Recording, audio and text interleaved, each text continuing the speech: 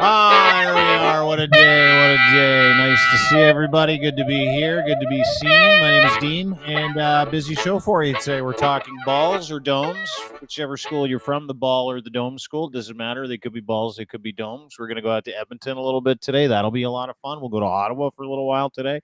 Come back to this beautiful city I live in called Markham, Ontario, in the GTA. We'll get to that later on today as well. And, well, it's been a busy one. Please welcome back to the program for the today's show, Mr. Ryan Lindley from the Getting Sauced podcast and Mr. Lochlin Cross from 957 Cruise FM in Edmonton. Fresh off a family vacay because we just limped in from the long weekend.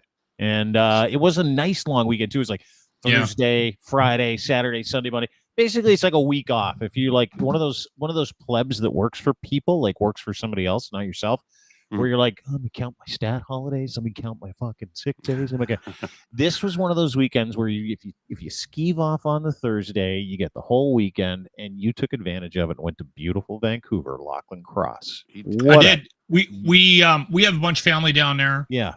My side of the family ended up gravitating towards the Lower Mainland. I went to radio school down there, met my wife, she's from there, so her family's all down there. My daughter, ironically, she's teaching ballet down there in New West. So we also had some, I don't want to get into it, but we had some drama. We had some shit we needed to deal with revolving around the wedding this summer.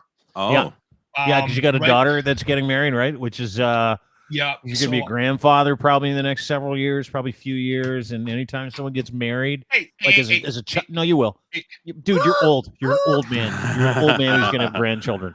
But when you get married, I'm gonna be a great grandfather. Oh, you probably be the grandfather you wished you had.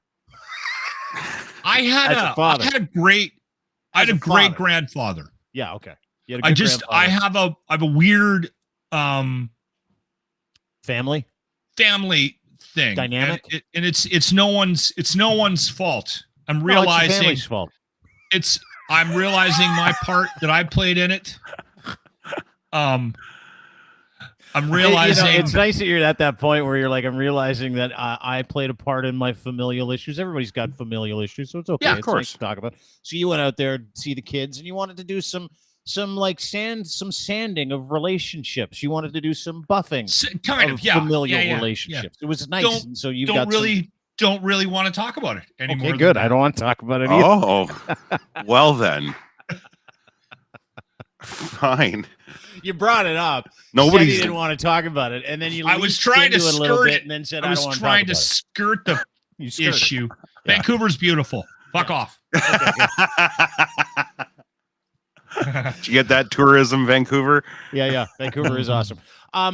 Was it nice? It's nice because you and the wife are able to kind of skeet away anytime you want. Maybe have a little vacation sex. That's part of it too, right? It's nice, yeah.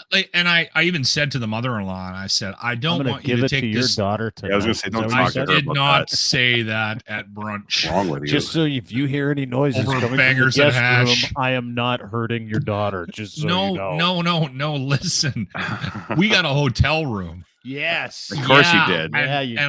I said to the wife when we were going down, I said, let's get a hotel room so we don't. And I kind of like having my own space. We have numerous options when we go to Vancouver, right? But we just told them we're coming down. Here's the days. Saturday, we're doing this. Sunday, we're doing this. Work around our schedule. Checked into the hotel, hung out, relaxed. We watch our daughters have these amazing lives. They're living their best lives. Yeah. And they're flying all over God's green earth and we sit at home and work and work and work. And so they can have good lives. Welcome to being a parent. My wife's in the middle of a project right now where she's literally working 10 hours a day, weekends. We go for a walk with the dog, come home. She goes upstairs, works, comes down, eats, go upstairs, watches a 30-minute show, goes and works. It's just that's our lives right now. Get away, and when you get away, you don't want to stay. You don't want to stay in the house and have the commitment of staying in the house. There's a conversation there, and I'm interested in it, where you get to a certain age, get to a certain age, and go into the in-laws It's okay. You don't mind. You'll go to the in-laws. Yeah. It's the staying overnight. It's the constant in your face. It's the, what do you want for breakfast? What should we do next as a group? Where should we go next? Yeah. To the point where it's like around 45, 50, you start going, hey, listen, this was a lot of fun from like 35 to 50. I don't like doing this anymore. So I'm going to go stay in my own place. You guys have your own place. And it's not that I'm rude or don't love being your son and all that other shit. It's just that I got my way of doing stuff and you're just going to get in my way and we're going to resent each other if we're at this for more than 48 hours. Do you know what I mean? Or like, have you gotten to that That's point fair. yet where you're like, I just need my hotel room. Wife and I are out here. We want to kick it old school, maybe make each other feel dangerous after we get out of the community hot tub, stuff like that. Yeah.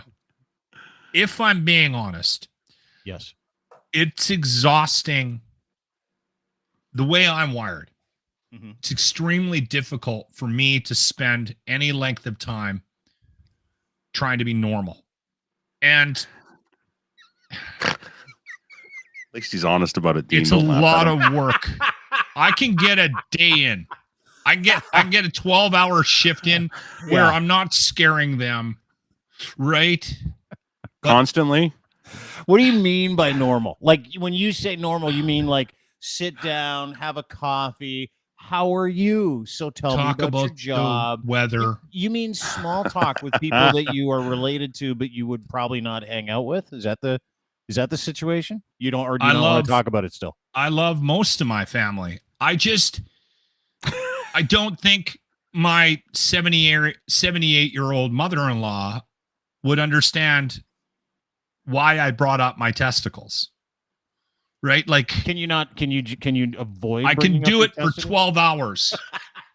I can go 12 hours without telling them about how huge the shit was at the restaurant. Right? Like I got it in me. I got 12 hours in me. And then she's a roll of the dice before I say something where everyone You don't goes, trust yourself. That's the problem. You don't trust yourself at fucking all. And you know yourself and what you're doing, what you're talking about right now. Yeah. Is very different than being antisocial. You're like, I'm like a head case and I need to inject like chaos into every room I'm in and I can't not do it for just 12 hours. That's my limit. I figured it out. 12 hours and I can't light fires. And after that, I got to light a fire. I got to do something crazy. I'll give you a perfect example. I'm the same way. So we ended up at the restaurant that we were meeting my mother-in-law and her husband. And it was his birthday. So we were having a nice little brunch. And they had to come in from Squamish. We only saw them for this 3-hour period, 2.5-hour period for brunch. So you won. And we took the C bus over to the north side and went to this like brunch place, nice restaurant. I had a couple of cocktails. We were there about 30 minutes before they were there. And my wife's side of the family has this thing with time. And I've learned over the years that if I say, all right, we're leaving at 10:30. We're leaving at 10:30. You don't change the time. If you're early, if you're 15 minutes, 10 minutes early, we're going to find something to do until the 10:30 time arrives when we leave. And so she got it from her mother, and it's fine. I've learned to deal. I've been with my wife over 30 years. I've just adapted, right? Because the male species is so much more adaptable than the female side of things. So anyway, I was joking with my wife, and I said we should tell her that she was late. When she sits down, I want to say, "Hey, couldn't have been here on time." Just you looking to start a fucking fight when you go out to visit the rallies. That's the best. Like, this is what I'm saying. He can't not inject some kind of chaos, like where everybody's fucking on their toes. He has to do it. Anyway, continue. You're telling people that they're going to be late even though they're not late. What'd she say? She said, please don't. Can you just try to be normal for a couple of hours so we can all get through this? It shouldn't be that hard. Like 2 hours. You haven't seen these people in a long time. And I know what you're talking about because when you're sitting there in these conversations with people and you know what you're like, and in your life you've carved this really cool path, you can joke, everybody gets you, you get them, and you got to mute yourself when you're with the rellies. You got to get there and you're like, oh, how are you? Tell me about these things I don't care about at all, and tell me about this, and what a nice, lovely day we're having. But they know who you are, though. Super painful. They do, Linz. But I still say things and do things that shock most of my family. Right. So, yeah, my daughters. I'm in radio. I've been doing broadcasts for how long? 40 years. They don't want me 40 speaking. years. They don't want me speaking at the wedding. They don't. There is an ongoing conversation about not giving me a mic. That's not a horrible idea. Yeah. At all for a wedding. I'm just saying that's not a horrible idea for your daughter. Because exactly what I'm talking about. Here's what's gonna. No, he only knows what you're talking about because he knows you. Here's what's gonna happen. You're gonna get to that wedding, and you're gonna get there, and you're gonna have 18 drinks, and you're gonna be a little resentful about how much money you had to pay for the wedding, and all of a sudden, out of nowhere, you're gonna grab the mic, and everybody's gonna go, "Hey, it's Lochlin Cross 957 Cruise FM." I don't know if you guys know how much a fucking wedding costs, but. Gabe, anybody out there with 3 girls, you're fucked. I only had 2, and I'm fucked. This is fucked. Anyway, drink up and make sure you don't drink too much. Thank you. That's what I like. Susan Powder. Yeah, you'll forget about your daughter. You'll forget it's her special Tony day. Robbins. Yeah. You'll totally fuck it up. Well, and that's it. Like what happens? What Lochlin would say would be fine at any wedding as long as it's not coming from the bride's dad. Bingo. You know, so if you were at someone else's wedding, Lochlin, it would be green light. Please go up, make everybody laugh. This will be great. But because it's your kid, you don't want to ruin your kid's day. They're like, go be that asshole, Dad. Go be that asshole. That'd be great. You up there yelling about flights and yelling about the car service and yelling about bike lanes. How many bike lanes he counted on his way to the hall. Are here in British Columbia. It sucks so much ass. That's what you'd be like. Yeah, you'd be calling people cocks. Cock. That guy over there at the table, you ate 2 plates, you cock. That's what you do. You know what's that cost me? How much that cost? I hope you enjoy the beef Wellington, you fucking losers. That's why your kids don't want you to talk, is because we know you. I see any food left on that plate. I'm gonna try to be normal at my daughter's wedding. I even have a normal tux. I didn't even go crazy. I was gonna get a full white, like 9-piece tux with a cowboy hat. Just so you can be the center of attention. It's your daughter's day, dude. You gotta stay the fuck out of her way. You've been talking to my wife. What's wrong with an all-white tux? Well, you look like a fucking idiot. That's your problem. You literally look like the fucking biker version of the Pope. Stay Puft. Yeah, like stop it. It's your daughter's day. No one outshines your daughter. You get into a matte black suit. I know. You shut the fuck up. You let her run ragged. You let her get hammered. And then that night, her and her husband will do all kinds of things to each other you warned everybody about when they were younger. You know it'll happen. And then you're going to pay the bill. Then you're going to pay that bill, too. I'll take care of your wedding night hotel, honey. Yeah, you will, Dad. And then you're going to shut up and you're going to eat that bill, too. And then you're going to let them go live their lives. And they're going to call you and they need you to watch the kids. And you'll be like, okay, but I'm hungover. And all of a sudden you'll fall in love with this little baby boy. And then you'll turn into this big softie that we'll all know and love. You will. Watch. You know what? I honestly think... And it starts with you shutting up at the wedding, by the way. I will. I'm going to. I promise. Bucket. I am going to make a speech, though. And I probably will have to clear the notes. Why don't you clear it through me? That seems to work. I've prevented you from making a few terrible decisions. Just clear it through me, and I'll let you know. Imagine that, clearing your wedding speech through Dean Blundell. Jesus Christ. It's okay, everybody. Dean signed off on this. Hey, boys. Yeah, I'll send you back some notes. Punch it up a bit. Yeah, I'll do it. Yeah, I'll send you some. I'll put a little notes in there myself. So, gentlemen, before we got here, I am going to Scotland at the end of the month. Oh. Yeah, thank you. Business trip. I didn't say anything. I just said, oh. Yeah, thank you. No, I took the O as a good golf? for you. Are you going to do St. Andrews? Yeah. Yeah, it's a family trip. It's my dad, my brother, and myself. Really looking forward to it. It's like a bucket list thing. He's in his 70s. We're in our 50s. Let's go. Let's have some fun. You know what? Throw caution to the wind. Have baked beans, couple pints, get a little greasy, play some golf. Dean. Yeah. Talk to me. What do you need? On that note, What's the note? You need to start Thank you. drinking again. I know that's not the mature thing to tell somebody to do that hasn't had a drink in a long time, but 5 years. I think we should put some blinders on and just do a little bit of Dean's drinking again. And go to Scotland and get a couple of beers in you. Oh, obviously he's going to have a pint. Yes! It's not like I'll have a yeah. pint. I've had pints. Yeah. I've had a pint here, or Exactly. a pint there, or a glass of wine here. Yeah, a glass of wine You'll be here. good. You'll be good. Yeah, don't worry about it. But so I had passport issues because I went to Arizona for business last month, and I came back and got held into I didn't even know there's a problem with my passport. Anyway, it was reported lost or stolen. Had no idea why. It was just fucking weird. Oh, wow. Yeah. So the guy's like, you steal this passport? I go, does it look like I stole that passport? Anyway, when I come back through, same thing. The guy's like, what's going on with your passport? I'm like, I don't know, dude. No idea. It was just this thing. They got me on the way in. Now they're getting me on the way back. He's like, okay, well, just go get it replaced before you travel next time. I'm like, okay, I did. So I go to the passport office this morning, 8:30, bright-eyed, bushy-tailed, felt real great about myself. I'm like, I'm taking care of you. Was someone fucking with you? No.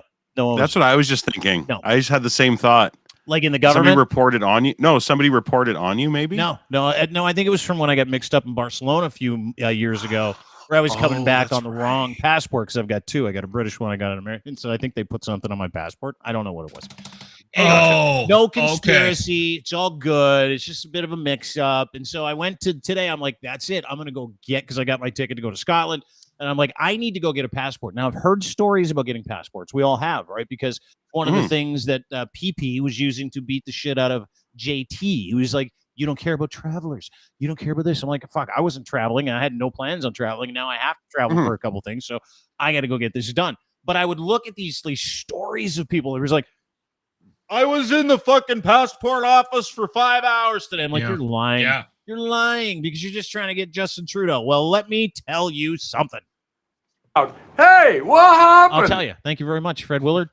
I go into Service today. Now, Service Canada, I'm sure you have those out west, right? It's these little building where you go in and you can do everything. You can get your health card. You can get this. You can get that. You can get you can get your fucking pension. If someone dies, you go in and say, hey, my spouse died, or if you need a new SIN number, that kind of stuff. You can also get passports there. It's close to my house.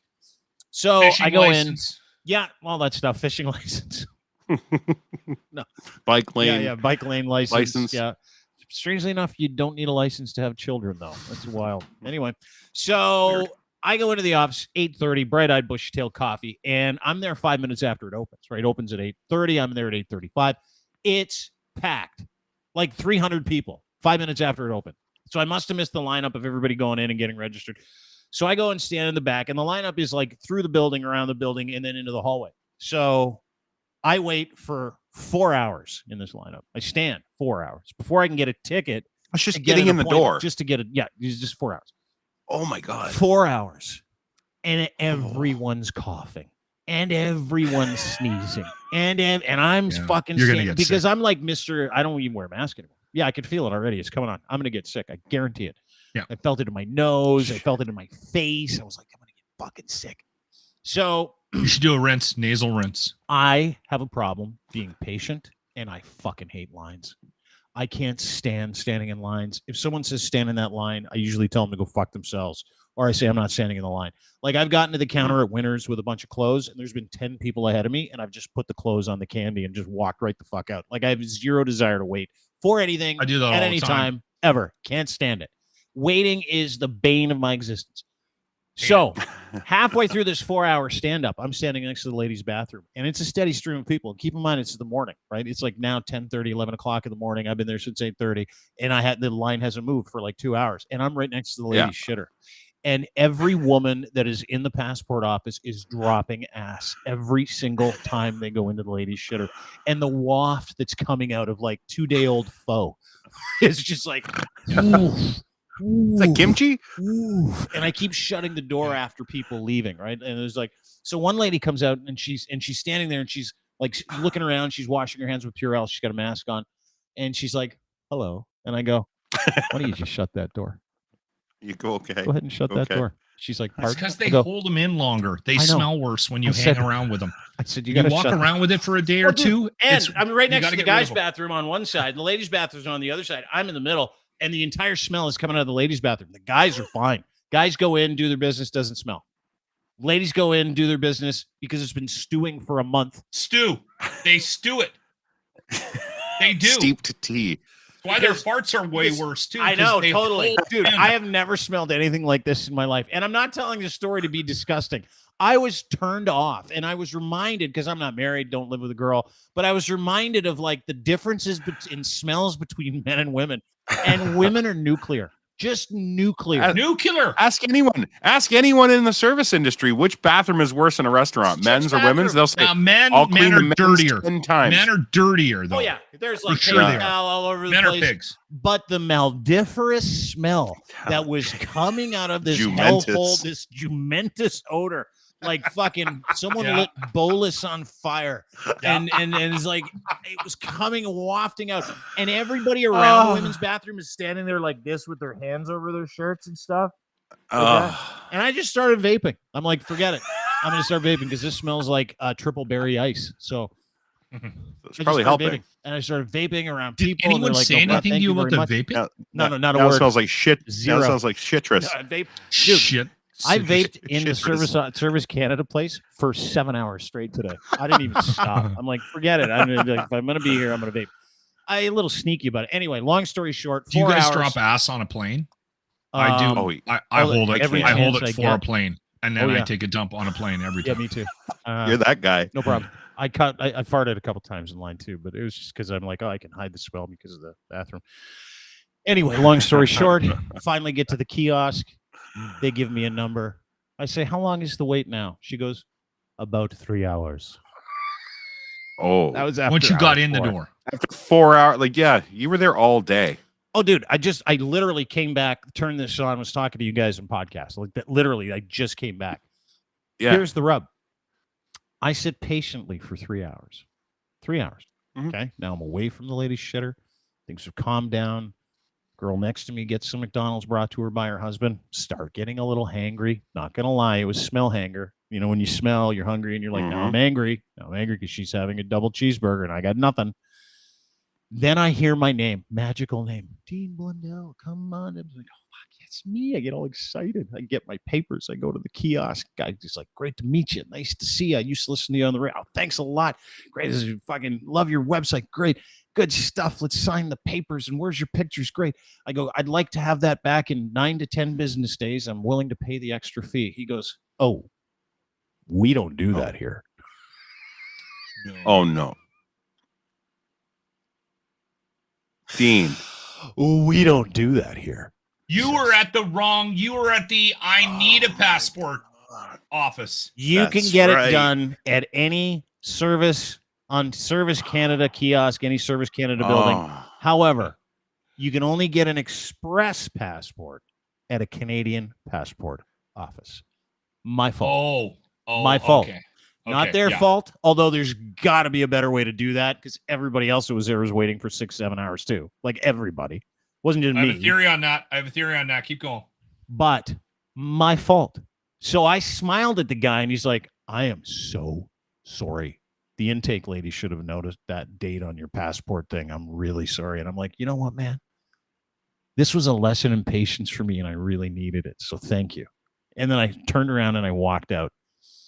And I let out the biggest fuck when I walked out of that building. Like as loud as I could. And I walked back to my car, totally let myself down, shamed myself for swearing at myself because I'm insane, got back to my car, and I went right to McDonald's and got a chicken Big Mac. Double. Feel better? Oh, fuck. I felt great immediately. Yeah. That's a it good wasn't burger, angry eh? anymore. Yeah, it was good. Yeah. Solved everything. Were you able to at least get, just because you couldn't get the express, you still could have processed it today, right? Yeah, but I would have got it in like 5 weeks. Everybody was needs I was it reading the before that. replies to your tweet. Everybody was saying that they were just putting it in normal and getting it within 5 days. The guy told me it wouldn't come for 5 weeks. Oh 16th. shit. So I took his advice. And I I'm have a like, theory hey, it's too man, I've bad. been let down the whole time here. It's my fault. It's your fault. It's everybody else's fault. I'll just go home and get myself a fucking Big Mac with chicken. I have a theory. Oh, good. Yeah, Good, win we some, had you that lose one some. I lost queued 7 up and hours ready to today. go. When you lose 7 hours at 50, by the way, it's not the same as losing 7 hours when you're 15. Totally different. So Absolutely. here's my theory. I think a Yes. lot of these I think a lot of these companies and the workers, they actually sabotage their customer service because they want people to be upset. Do you need a tinfoil hat for this segment? I was going to say, this is 2 conspiracies we've hit already, Okay. and we're only From him. 25 Well, minutes in. he's the only guy in Alberta. Because they want Hit us more with it, fella. They want more funding, right? They want it in the news, right? I think that certain companies wait till certain times of the year and their employees fuck with the public. And especially now, it's a way of getting what you want, because what do? What's everybody do? They go online and go, I was in a line up, and then it gets out there, and then all of a sudden we're talking about the airlines and and what do all these agencies do? They wait till everything's on fire before they fix it. Everything's got to be on fire. Well, So whether it's the hospitals, whether it's the passports, whether it's airlines, everything has to be on fire before, because they're not going to go and go, oh, that I've heard there's an issue in this department. Let's go fix that. No, the government works this way. Okay, what's on fire? Let's fix that. Put that fire out. Okay, what's the next fire? And what do? They throw money at it. Yeah. So these organizations, they all know this now. So they use you, the public, as the pawn because what they want now is they want Dean Blundell. You're a big fish.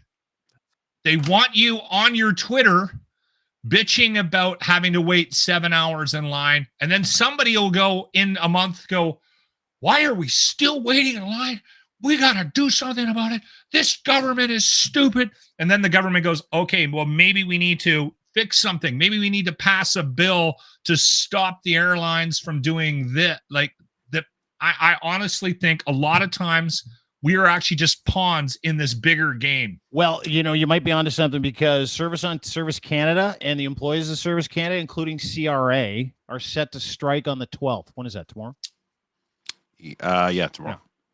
Well, the vote results come in tomorrow. So on the 12th, thank you for bringing that up. I appreciate it, Ryan. Mm-hmm. So I'll tell you what I saw in there today, outside of my personal experience of having 15 lady dumps wafted in my face. I'll tell you what I saw. I saw employees there literally taking their sweet, sweet time. Work to rule. And I was like, and at one point, like, there's 5 billion people in there. There's like standing room only, right? I'm letting people sit in a chair, like these old ladies, or they felt bad, and I'm like, you want to sit here? I was mad because I was like, it fucking sure is comfortable. Anyway, so I'm standing up. Everybody's standing up. I see 3 women that are working behind the counter. Very nice ladies, right? On their phones, having a great laugh at like 11 o'clock in the morning after they've been there sharing for some 2.5 memes and hours. stuff. And I'm like, they I know what you guys are doing. You got these look at all these gigs and stuff. They're going to be here strike all coming day. up. You're like, I don't give a single fuck about any one of these people here. Wait till you see this dress I just bought from Style Encore. Oh my God. Like, it was just fucking, and it was like that all day long. There were like 15 different desks for people to work at. 4 were available. 3 of them were chatting, having a nice chat, just sitting there going, what are you doing tomorrow? I don't know, but I know we're not going to be coming back here next week because fuck this place. Right. So I get it. We're getting fucked and hosed every time we turn around. But let me say this. Yeah. A lot of groups do this. Well, hang on. I had to make sure that when I was talking about my experience today, I wasn't blaming anybody for it other than me, right? That was it. So when you go through the tweet thread, because I documented kind of what happened today as I was going through it. So what good. The fuck? I'm here. I'm bored. I got nowhere else to be. I don't want to miss my place in line in case I get in. And and I'll tell you this, and it was like this fucking thing that dawned on me today, and these political culture wars we're having, where people are like inconvenienced. They take that inconvenience and they shove it in some political party's face or some ideology's face, and they say, I was inconvenienced, and here's definitively why it's that person's fault. Yeah. It was my fault. I didn't do enough fucking due diligence to figure out where the fastest place to go to get the difference between Service Canada and Passport Office Canada. The one in Whitby and the one in Mark. That was my fault. Was I annoyed? Should have used that 7 hours to do a little research. I should have. I tried to. Reflection. I tried to make appointments. How wrong you I were. tried to do, but listen, it was my fault. And here's the other thing. I am also keenly aware that we're at this bottleneck post-pandemic that is very difficult to get things done when it comes to bureaucratic issues, specifically in the travel industry. So I set my expectations today, and I did this before I went in, and I'm going to encourage everybody to do this instead of being a bunch of trigger-happy losers that are looking for a way to be important to a political group. Set your expectations like at the very bottom of the barrel. That's where they have to live. Be surprised. So I was not. I literally, even in my 6th hour of waiting for my passport today, in the 6th hour, I'm like, even if I don't get it, I've done the due diligence. I'll figure out what the reason is as to why I can't get it today, and I will go and get it tomorrow.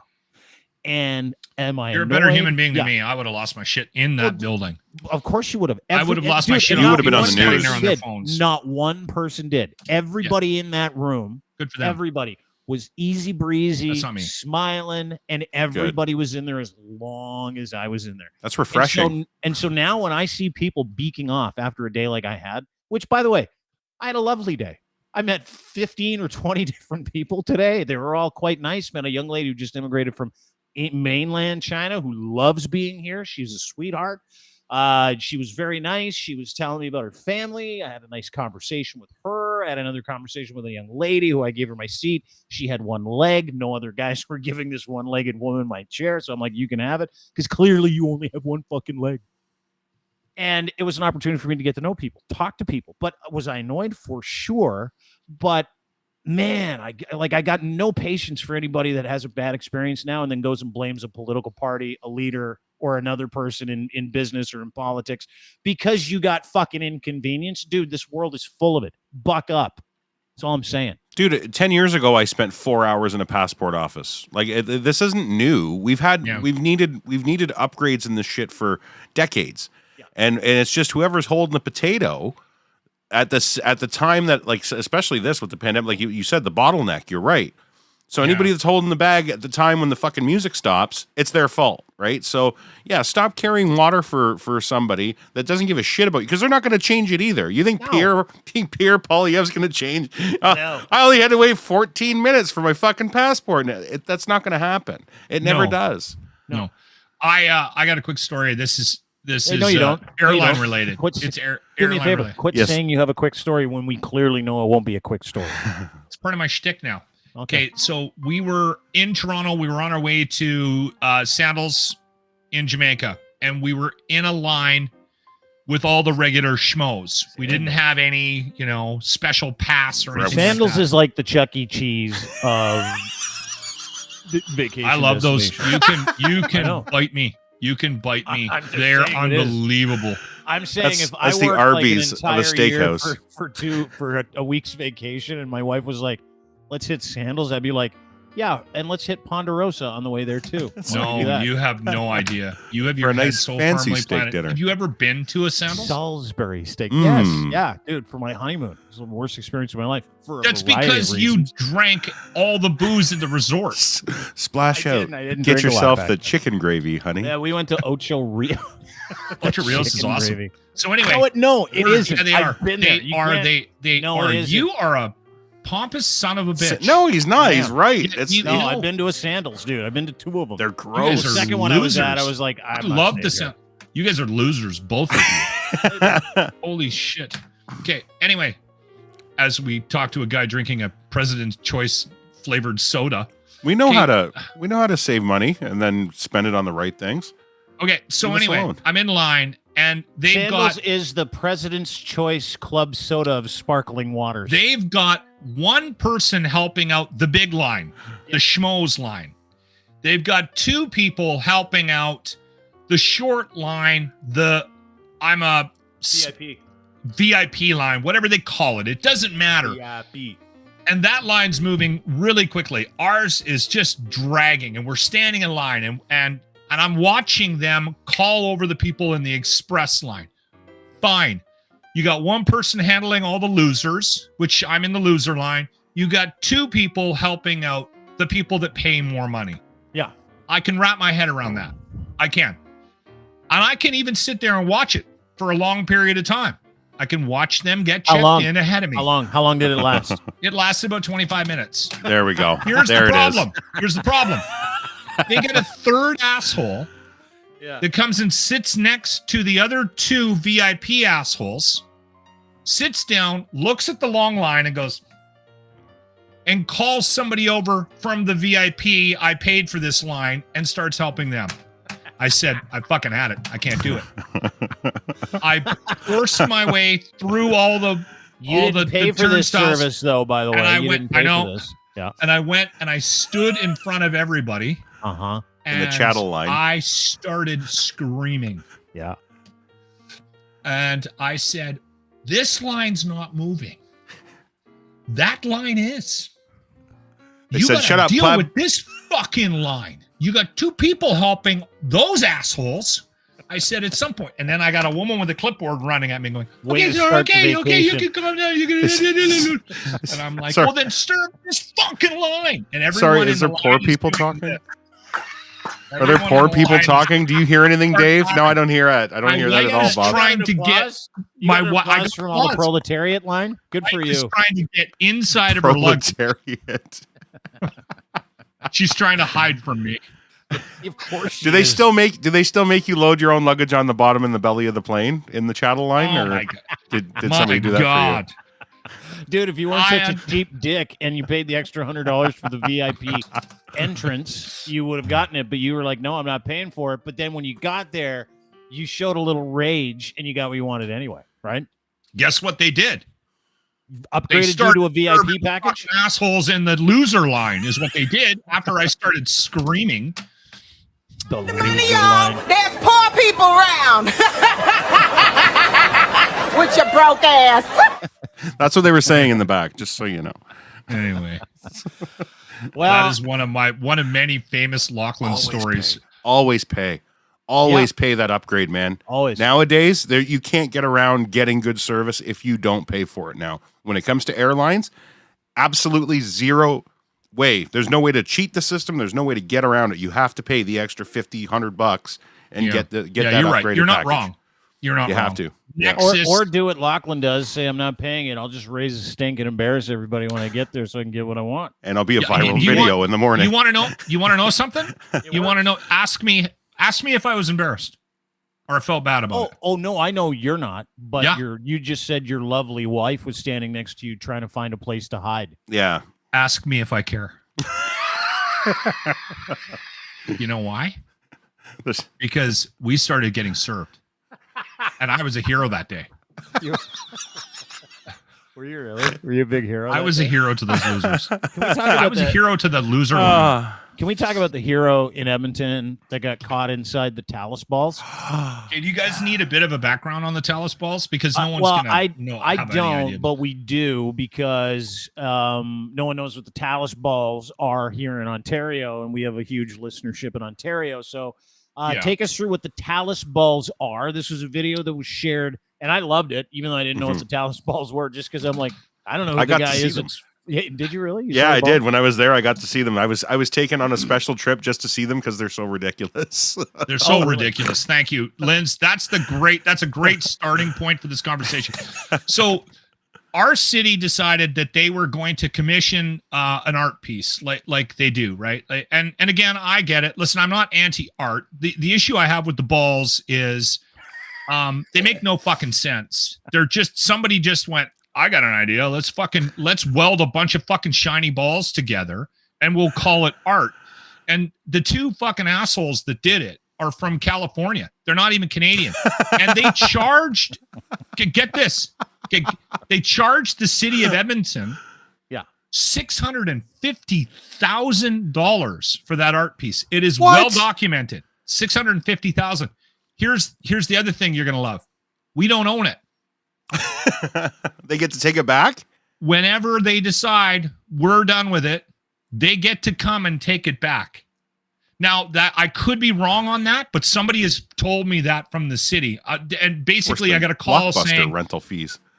saying, by the way, this will make you matter, because I have countless times on my radio show over the years complained about these stupid balls and the misspending of government funds. Like, they're just Like, look. These like, are the balls.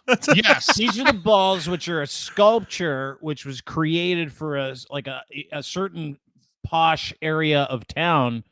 Apparently, Look how posh it looks. Well, Yeah. is this just in the middle? It's of on the side of the field? fucking road, Dean.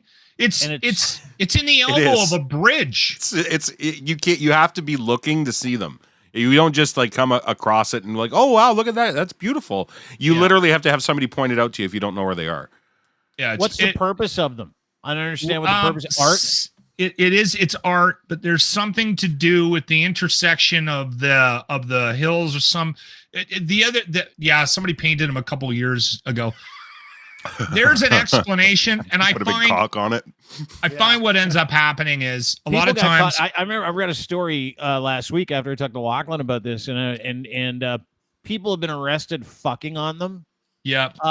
And not just that, but the reason why I came to where and like more than one person has been arrested fucking on. Everybody wants to fuck on the Talus balls, apparently.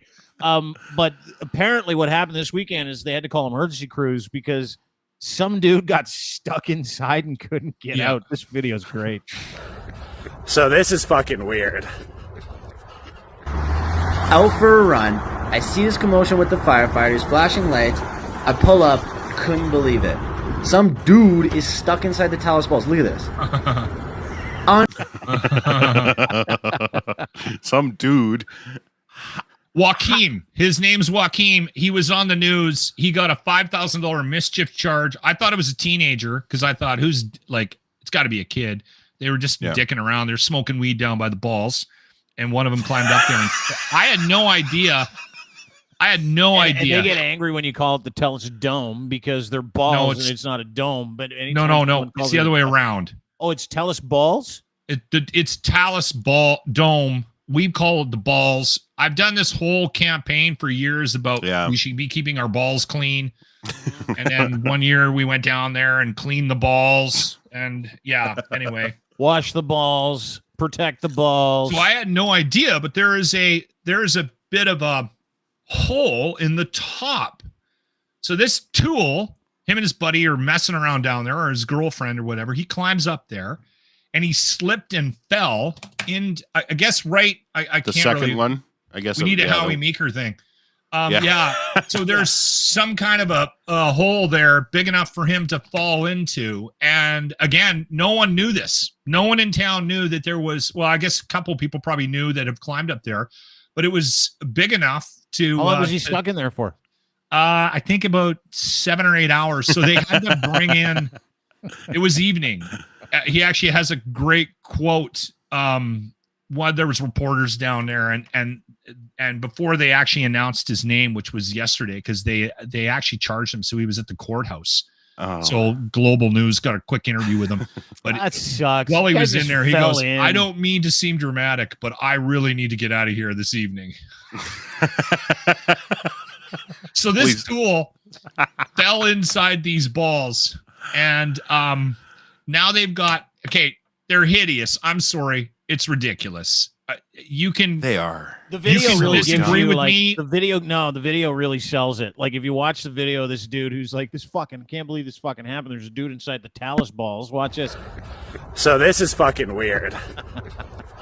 Out for a run. I see this commotion. Like there's nothing here. That's my point, right? Like it's in the side of the road. Fucking nowhere. At the side of the road, it looks like roadkill. Look how dirty they are.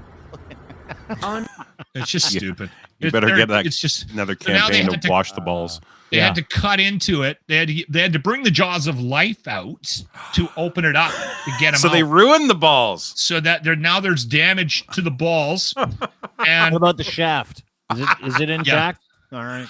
Anyway, so now, and he's like, I don't think it's fair that I got charged $5,000. I mean, I didn't mean to fall in there. So he's playing the poor me card. He should have just gone home.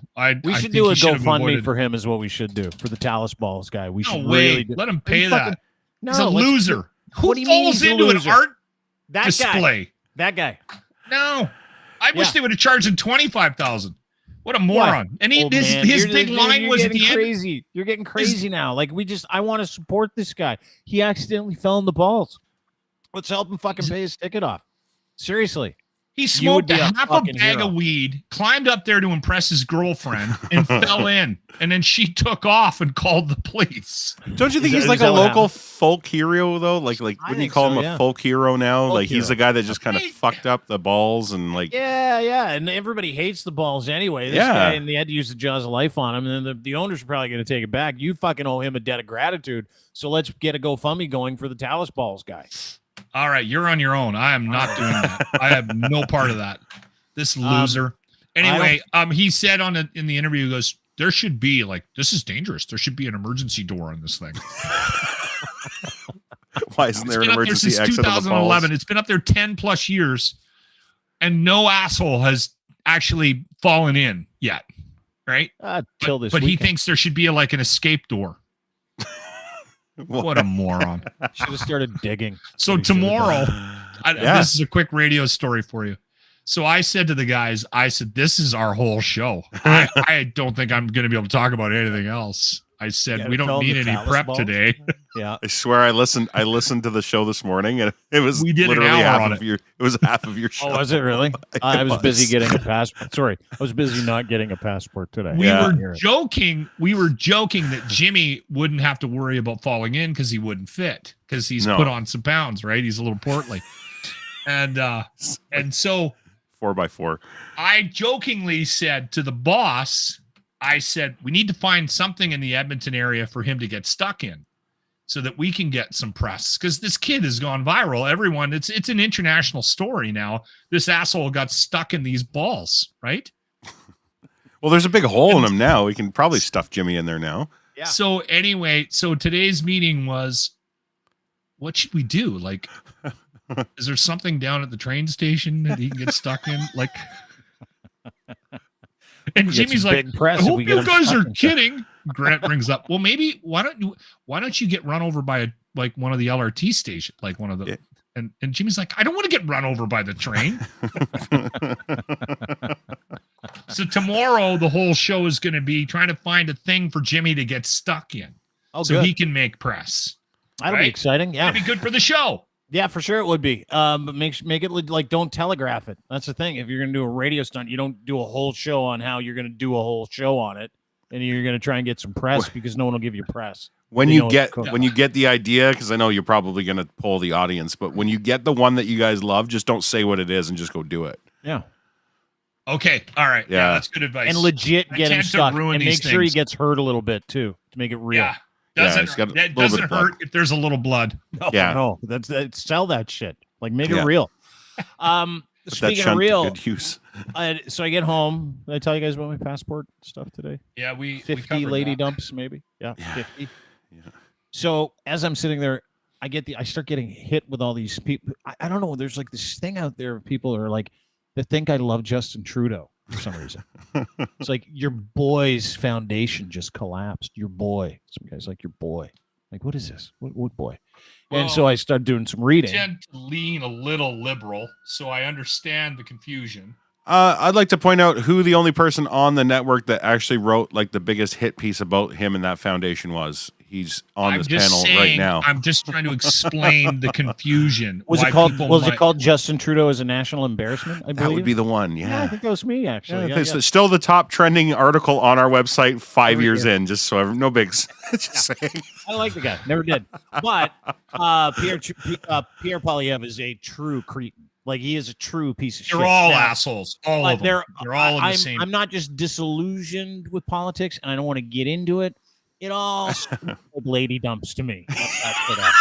All of it. So here's what happened today. This is kind of interesting. And what I'm going to do is I'm going to give it to you on the, there we go. I'm going to present it so you can have a look at it. We'll put it on the screen so everybody can see it. This is very interesting stuff. Everybody can see this, I assume. Yeah, we can see it. Trudeau Foundation CEO board resign. Now, the reason why this is very interesting is the timing of it, right? A couple of weeks ago, Sam Cooper from Global News launched these accusations that the Trudeau Foundation and Trudeau and the Liberal Party basically had taken some direction or taken some money, and all politicians, but really pointed the finger at Justin Trudeau and a fellow named Han Dong. Still a fucking solid handle, by the way. Best name ever. I love it. Yeah. But this is causing a big issue. This is the Pierre Elliott Trudeau Foundation. Its entire board of directors are resigning, citing the politicization of the foundation. Now, let me explain this to you. I'm going to read this, and then we're going to talk about it. And I don't want anybody going, there you go, there's your guy. Let's just suss out the information, okay? Let's just do that for a second. Okay. In recent weeks, the political climate surrounding a donation received by the foundation in 2016 put a great deal of pressure on the foundation's management and volunteer board of directors, as well as on our staff and community, reads a statement from the foundation issued today. The circumstances created by the politicization of the foundation have made it impossible to continue with the status quo, and the volunteer board of directors has resigned, as has the president and CEO. It also states 3 directors will remain on the board on an interim basis over the past few months. Now, these are the details from CTV. Over the past few months, the foundation has been referenced repeatedly amid reporting on foreign interference and alleged attempts by China to meddle in the 2021 and 2019 federal elections. In February, it was first reported by the Globe and Mail. Actually, it wasn't the Globe and Mail, it was Global. Doesn't matter. Had accepted a $200,000 donation 7 years ago from a Chinese businessman with Chinese ties to the Chinese government. In March, the foundation announced it would be refunding the donation because of the potential China connection. The CEO of the organization at the time was a gentleman named Morris Rosenberg, a former longtime public servant who Prime Minister Justin Trudeau later tapped to author a report on attempts to interfere in the 2021 federal election. Rosenberg concluded that while attempts were made, the panel whose work he was assessing did not detect foreign interference that threatened Canada's ability to have free and fair elections. When the reports of the donation to the foundation under Rosenberg's leadership emerged, it sparked criticism from elected officials, including Bloc Québécois leader, whatever. Rosenberg told CTV's Question Period host Vasi Kapelos that in March he had always conducted himself in a nonpartisan way, including during his 4 years with the foundation when Trudeau tapped former Governor David Johnston to serve as federal interference special rapporteur. His impartiality was also questioned by the opposition parties because he was a member of the foundation, which calls itself an independent, nonpartisan scholarship organization. Outgoing president and the CEO of the foundation, a gentleman named Pascal Fournier, has been with the organization 5 years, saying, quote, "It is a shame to see the level of toxicity and political polarization that is going on in our country these days," Trudeau said. "I am certain that the Trudeau Foundation will be able to continue to ensure that research on the social studies of humanities in the highest levels across Canadian academic institutions continues for many, many years." Now, I've never seen somebody look more guilty delivering that message. Did he do a presser today? Did he do a presser today? That comment is directly from a little scrum outside of, and he looked. I just feel so bad for this panel that they have to deal with politics. It's just crushing. 10 years was a good run. I hope when they drive their fucking Land Rovers home, they'll be able to recover. These rich cocks, all of them, they all do this shit, and then things don't go their way. They go, well, fucking politics, everything. Bullshit. You're doing it because of politics. Politics got you into it. It's always politics. Politics was always part of this bullshit. You guys are rich because you figured out all the loopholes, and you need this organization to give yourself tax breaks so that you have more power, more money, and it's all politics. It always will be. All these dicks know it, and they're stepping aside because they're tight, because somebody found out, because someone pulled one of the strings, one of the threads, and it tugged on one of their fucking dicks. And now they're like, oh my God, I'm so upset. Yeah. It's just, that other party sure making things difficult, sure making things hard to hide the fact that we're trolling now. We're scheming behind the scenes. Let him go. This is so good. He's trolling. Like bullshit of that. Keep going. Keep trolling the East. Continue to do it. It's so much bullshit. You guys agree with me too. That's the funny thing. I know you guys. I know, let me say this. Everyone and I want to turn does it over to. No, hang on. Everyone does it. It's not just liberals. I'm gonna turn it over to Linz in just a second because I want his opinion because he's a Politico, or at least he used to be before he was like, "Fuck this. I'm just making burger videos now." It's a great life now. Just saying. We don't have any proof of anything. I mean, first of all, are the optics terrible when the entire board of the Trudeau Foundation pulls the shoot? Yep, terrible. It's also called the Trudeau Foundation. You don't want to be political. No. It's called the Pierre Elliott Trudeau Foundation. It's his dad's. Let's make it worse. By his family and his estate and his friends. And because I'm sure he didn't do anything offside to get to $75 million family wealth.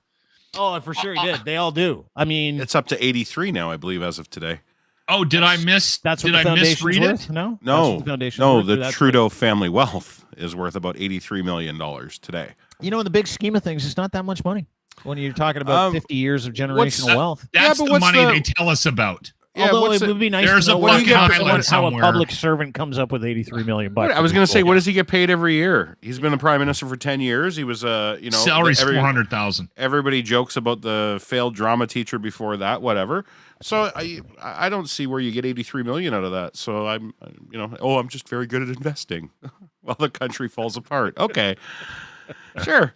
I'm really good at having friends that have great businesses. Mm-hmm. And they have no issues with competition. That's just back you up. Hang on, Mr. Old Man yells at in a Tim Hortons parking lot with his friends with the hatchback open. Hang on. Give me a second. Hatchback. I mean, like the truck of your Ford F-150. Relax. I drive a Subaru. Oh, sorry, your Subaru. Yeah. With the fuck Trudeau bumper sticker. I know you are. But I want to say something. I'll turn it over to Lindsay. And I said this when the Chinese election interference bullshit started. And I'll say it again. I don't want anybody who knows any of these fucking loser politicians involved in any of this to be investigated by any of their fucking loser politician friends. I don't care who they are. Number one. Okay? Number one. And we're not going to get that. So I'll just fucking push that out to the side just a second. Let me investigate it. Yeah, right. That'd be great. You won't keep notes, dude. You'll be hammered half the time. You won't keep notes. You'll get all emotional. I'll do it for a 48-pack. You'll be like, I fucking knew it. I need to go for a fucking walk, you cocks. That's the way it would go. Just pay for my beer. Yeah. However. Gas money. There is pure politicization of this. Now, every single board member that resigned today, and I do have this on good authority because I did a little digging before I started the show today, has been harassed. These are volunteers, harassed, threatened, etc., by the Polyev mob because he politicized this, as did everybody else. It is a political problem, but this is across the fucking political spectrum, right? Donations, fuckery from the CCP, Chinese election interference, fuck 2021 and 2019. Go back to 1975. That's how long this has been going on. Mm-hmm. And every party is like friends with the right guy, and the politicians are the NDP do it, the Green Party does it, fucking liberals do it, the conservatives does it. They are all lying to you, and they're all blaming the other person for which this person is guilty. Okay. Now, having said all that, Linz, and I want your thoughts on this, it is impossible to draw a definitive conclusion about who's to blame for what kind of interference or what kind of relationship, because we have zero information, like none. And one side will be going nuts and want to blame it on the other side, and that side's going to be going nuts and blame it on the other side. But much like the Wee scandal, okay, let me just remind you, I'm going to put it on Front Street. I'll turn it over to Ryan Lindley. Much like the Wee scandal, there's something here, but everyone's guilty as fuck. Everybody is guilty as fuck, and this is about and that's politics. How they'll get away with it. And totally, dude. And this is what they do. They know, like, I'm sure Trudeau and Polyev will sit and kind of trade losses, like on the phone at the end of the day. Okay, you're going to take that loss. I'm going to take that loss. We're going to do this. We're going to do that. I'm sure that's part of the equation. I'm sure of it. This is a fucking act in like a billion parts. That's all this is. It is a joke. It is an act. It is clearly politicized. We have politicians from both sides who are very, very careful to protect the relationships that they have because it's their future that counts on those relationships.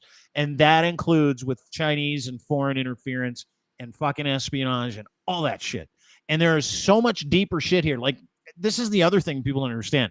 There are illegal things going on in Canada that Canada is sanctioning because they're trying to figure out a way to get a leg up on certain countries. China's one of them. So when we start talking about cooperating with those people, we don't understand the nature of that cooperation because we don't know the operation. We have no It's idea. the cost of doing business in a lot of the It's scenarios. foreign policy, it's espionage, it's all of those things. So it is never as simple as a politician tells you it is my point. I am not letting Justin Trudeau off the hook for anything, but I'm not letting Pierre Poilievre off the hook for anything. What I'm trying to tell everybody is that this is just fucking posturing. These are guys waving their dicks at each other, and then you going, I like that dick. No, I like that dick. Yeah, that's the dick I'm going to side with because that is the same size as my dick.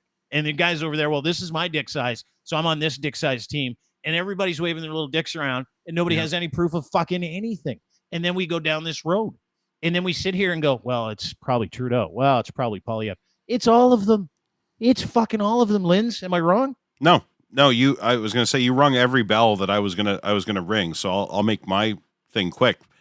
You're right. There's no proof of anything at this point. We're using this as a tactic. This will last 2 news cycles, like everything has in the last 6 months. And we're going to move on. It also brings up the fact of, hey, what are we going to do about the China thing? Oh, you know what? Let's have the board resign. And that'll make front page news. And nobody's looking at China now. They're all looking at the board. What else leaked today? Oh, all the back channel conversations about our assessments on the war in Ukraine. So that's huge. Like, that's the biggest fucking story today that nobody's talking about because of this garbage. The biggest story today is that we have actual top secret intelligence from North America being fucking flooded on Reddit and on fucking Twitter from our actual intelligence sources that are showing the position of Ukraine actually losing this war, which nobody wants that in the press. But guess what? Here we are talking about it because it's out on Front Street because of these stupid, like you say, these dick wagging contests that these 2 idiots are doing.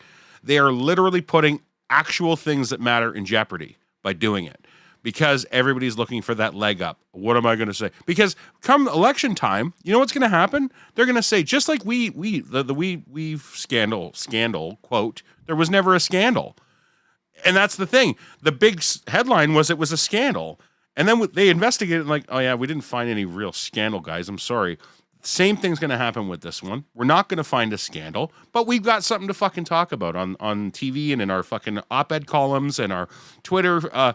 Twitter is an absolute fucking pig fuck right now. Oh, is it ever a fucking pig fuck? It's brutal. Oh my like I God. can't. I like you said. You preface this with me.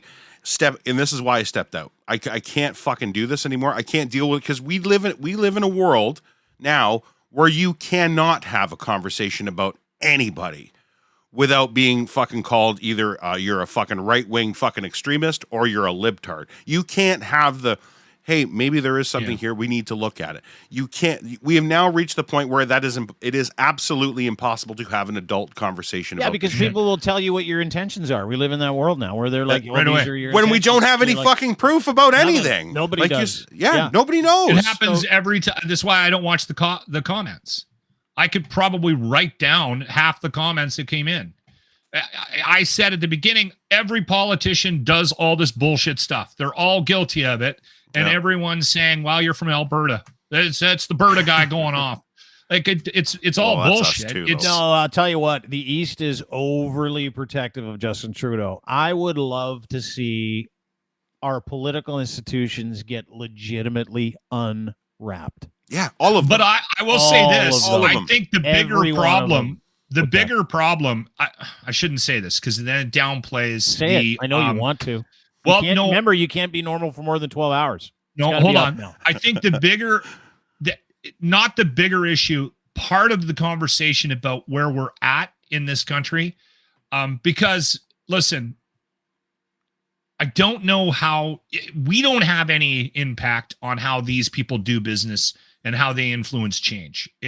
We're putting politicians. We don't have any choice. No, we're going to put another guy in to replace the guy that's in there, and he's going to do different shit, but the same old way. Yep. It's just a pattern. And unfortunately, when you step outside of the pattern, you end up with what they did in the States, because Trump got in because everyone thought that he was going to go in and change things and make a difference in how they were doing how they were how they were politicizing everything down in the States. And then look what they got. They got a crazy man running the country for 4 years, and he still has his hooks in the damn thing. So I don't know what the change is there. I don't know how you make a difference in that regard. I think the bigger issue in our country right now as Canadians, and I've been saying this for years, is our apathy. We and maybe people will find some humor in that coming from me, but even I should be doing more than what I'm doing. I have very strong opinions about the lack of priorities and what money gets spent where. And I sit at home on a podcast and go into work on my little radio show, and I make the odd comment, the odd sarcastic, passive-aggressive bullshit comment on Twitter, but I don't actually do anything to impact change. There's a real problem at all levels of government. Doesn't matter what fucking your political stripe is, at levels, city levels in this country, with how they're conducting business and what their priorities are and how they spend their money. And the fact that our taxes continue to go up and their spending is continuously out of fucking hand. And our apathy as a community, as people, is what bothers me. If you went down to the United States, just say, take over a state, get Arizona. voted in. I was just there. It's beautiful. It's fine. It's fine. It's not about beautiful. Just doesn't even matter what state. And you said to them, all right, okay, we're going to make our taxes equal to what they are in Canada for all these things. Be civil there war. would be a civil war. Yep. Yeah. Oh, for sure. They would burn the state down. They would literally light it on fire. You would be causing, and we just you're changing the rules. No, but you're changing the rules. Yes, I know, but you're changing the rules midstream. But you forget what we get for that.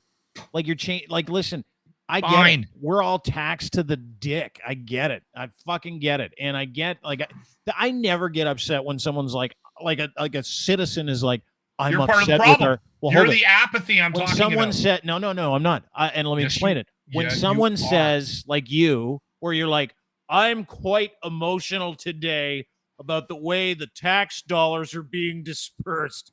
I mean, really? Let's go through the fucking ledger and show me which tax dollars you get upset. Spending. Okay. Let's just generalize. It's lack of priorities. Okay. Let's just we got guys running around here. You wouldn't say a fucking word about that spending. You wouldn't say a fucking word about your taxes. You wouldn't say a fucking thing. Not a word. If the political institutions in this country weren't telling you that you should have an issue with it. Okay? We just got through a fucking pandemic that cost us $500 billion. No one told me I needed to be upset about bike lanes. No, but this is what everybody does. That's municipal. Come on. That's municipal. Someone did. But I'm telling you right now, it starts there. But it comes from your own perspective, right? Like it comes from what you want. So every time I see someone that goes, that fucking guy's messing with my tax dollars, I always ask them one question. Which ones? Which tax dollars? And they always say all of them. Well, then what are the priorities? There's three. There's three levels of it. Which ones are you so upset about? You sound really upset about municipal election issues, Locke, but you never vote. I need to be doing more. You never vote in them. Listen, they don't clean the streets properly. Okay, they don't mow the lawns in the summer. They don't do the basic things. But I'm telling you right now, they will set aside $500 million to increase the number of bike lanes by 35% in the next 5 years. That's the terrible decision making. Yeah, we're talking about Trudeau though. Trudeau had nothing to do with that. We're talking about the federal government and the spending and the problems there. I was pissed off about. And I'm telling you, I gave you an example of what I'm being pissed off about. Talus balls. You're upset about the Talus balls. $650,000 for that. Yeah, that's a waste. I get that one. Nobody in St. John, New Brunswick. I've been screaming about that bullshit for years. Nobody in St. John, New Brunswick is going to start a civil war over your bike lanes, just so you know. No, not for you. I realize that. But you're using that as an example. So I'm using that as an example of something that I am legitimately upset about. And am I anti-bike lane? No, that's the problem with it. You use them all the time because now you're a big-time scooter liberal guy. Yeah, you're but when you find out that there are there's 1,000 kilometers of water pipes in the damn city that have asbestos in them. Every city in Canada.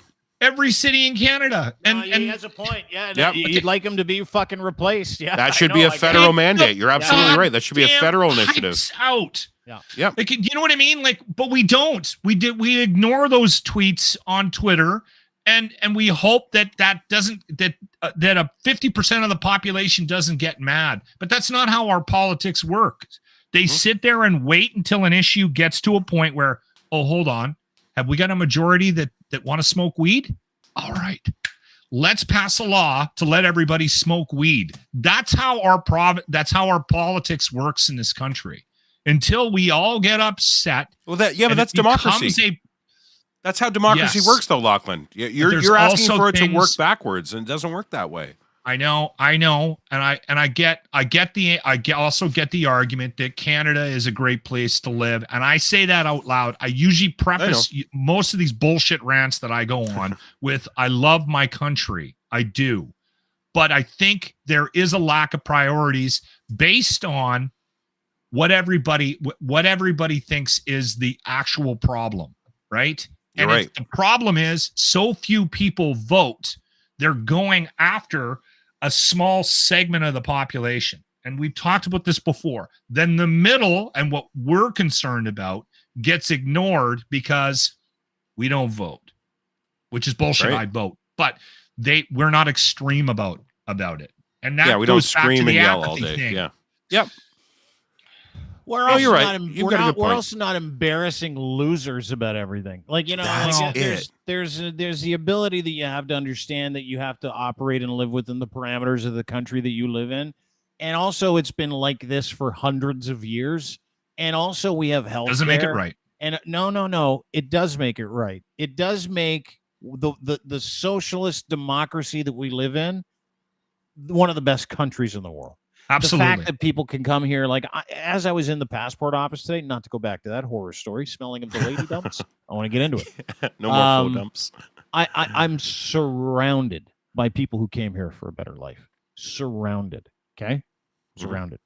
On the walls, there's don't forget to ask about this grant. Don't forget to ask if you're new to Canada. Don't forget to ask about this. Don't forget to ask about that. They all also get a free Toyota Corolla when they show up at the airport. No, it just looks that way. And $10,000 and your job, Whitey. No, and your job.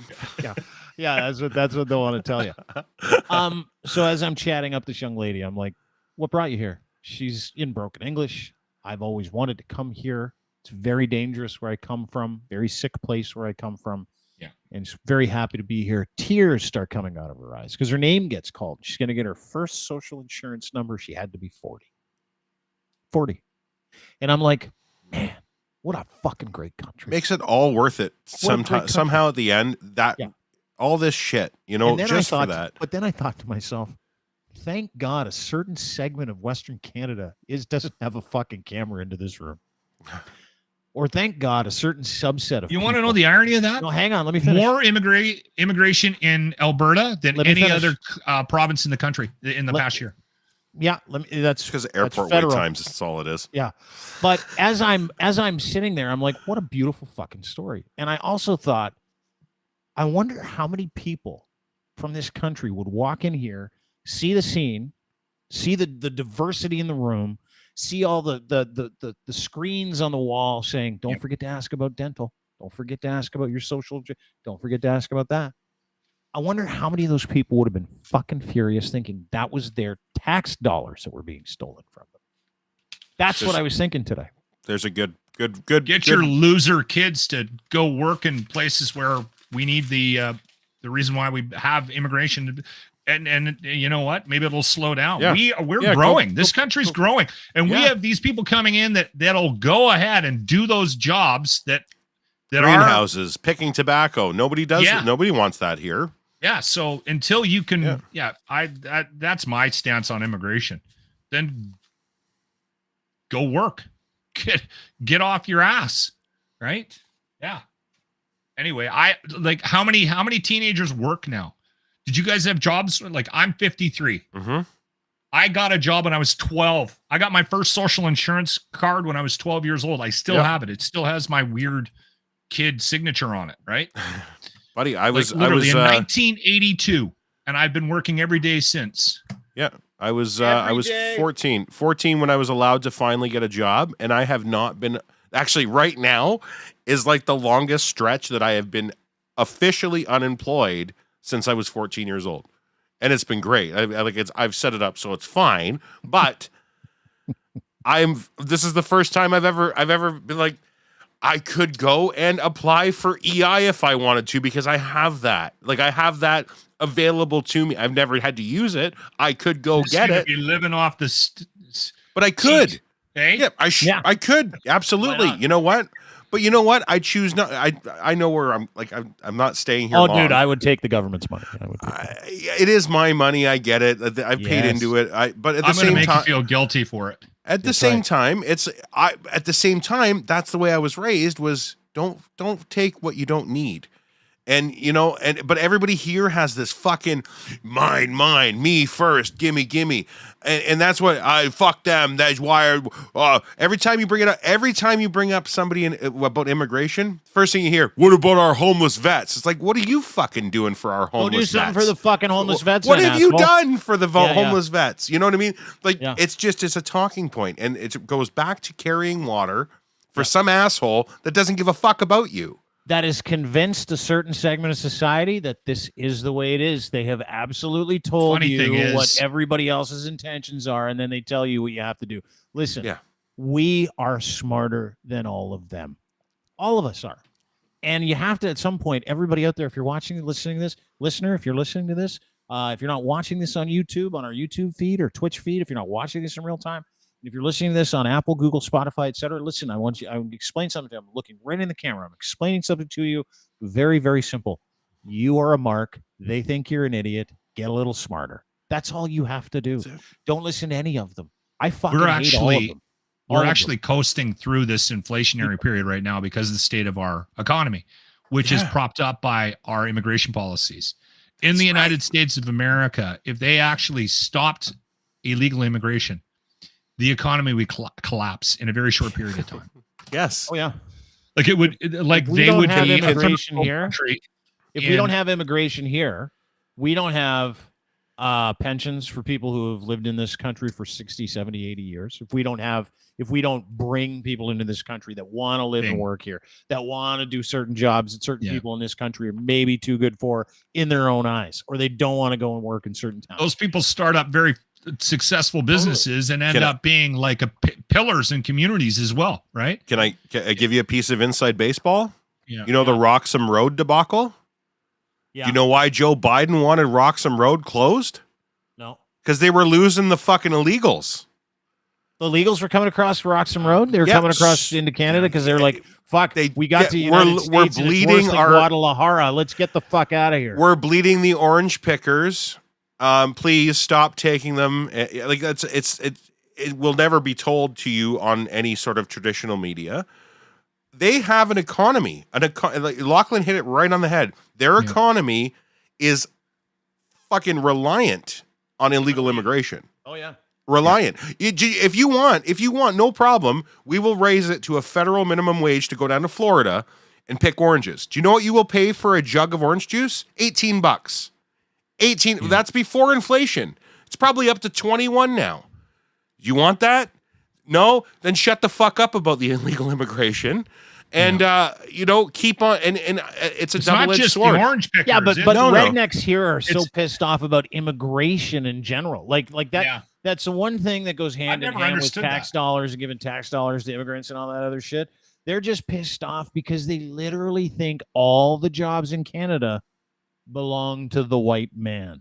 That they all the jobs in Canada belong to people who were here first. And I'm not telling tales out of school, dude. We all know people like that.